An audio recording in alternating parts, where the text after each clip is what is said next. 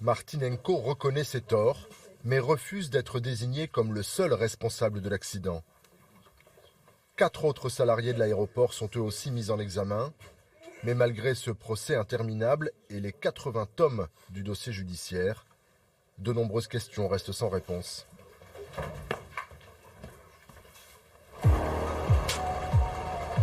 Dans Moscou, certains trouvent l'histoire un peu trop simple.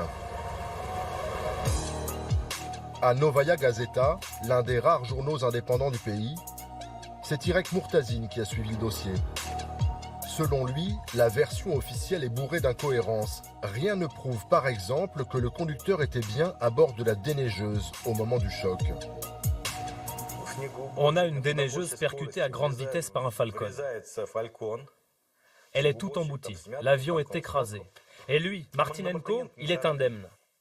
Ça ne tient pas. Regardez l'état de cet engin. Moi, je vous dis qu'il n'y avait personne dedans.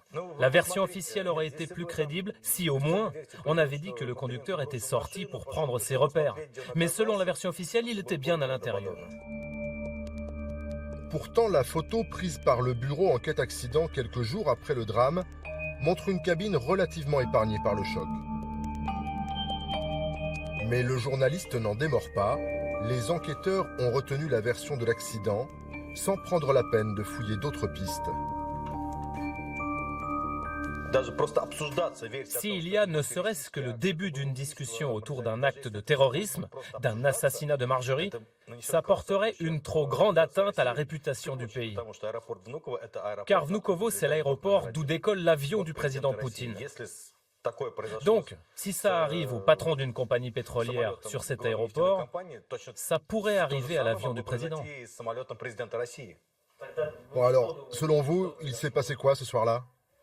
Je ne sais pas. Je n'ai pas les moyens d'investigation. Je n'ai pas pu fouiller cette affaire en profondeur.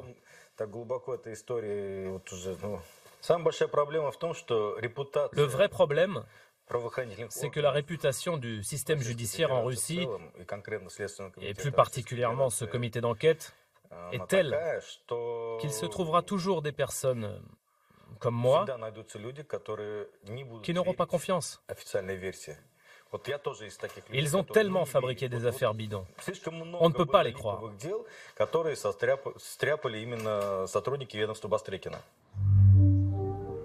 À 3000 km de Moscou, isolé dans la campagne avéronaise, un autre homme ne croit pas à la version officielle.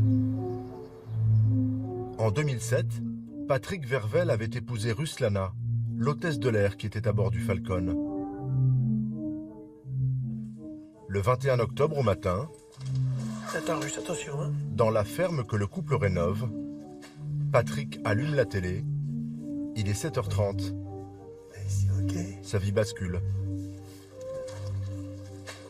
On dit c'est pas possible, ça peut pas être comme ça, on peut pas ne pas se revoir. Et puis on comprend pas un vol de Paris-Moscou tout bête, tout simple, 3 heures de vol. Pour moi, il n'y avait aucun problème. Pourquoi ce crash, je comprenais rien à ce qu'on m'expliquait, trop de brouillard, on voyait rien. C'était le flou total. Et après, j'ai réalisé petit à petit, mais sur le moment, je réalisais rien du tout. Une fois le choc passé, le doute s'installe dans l'esprit de Patrick. C'est d'abord une photo qui le questionne. La dernière image de sa femme, quelques heures avant le drame, sous un parapluie. Cette photo est prise devant le Kremlin, et c'est mon épouse qui est avec le copilote, et c'est le pilote qui prend la photo. Il n'y avait pas de neige. Et d'ailleurs, il pleut, là on voit bien, il y a le parapluie, il pleut. Donc en fin de compte, ces éléments sont importants parce que ça ne justifie pas les 3 déneigeuses le soir. La piste d'envol... Aussitôt après le crash, Patrick s'est plongé dans le dossier. Il est même parti à Moscou et a relevé une première bizarrerie dans l'enquête. Pas d'alcotest pour déterminer l'état d'ébriété du conducteur. Pas de prise de sang, mais un simple examen visuel par un médecin de l'aéroport. Soi-disant, il était alcoolisé. Ensuite, on nous dit qu'il avait 0,6 g. Ensuite, on nous dit qu'il n'y a pas eu aucun alcotest de fait, donc c'est surprenant. Et puis 0,6 g, c'est pas un taux qui permet d'être complètement perdu, complètement ivre. C'est 2 ou 3 verres de vin, c'est pas du tout important comme taux. Selon Patrick Vervel, le déneigeur lui-même n'est pas crédible. Martinenko a dit qu'il était perdu, qu'il voyait rien, qu'il était... Alors perdu, on voyait à 350 mètres.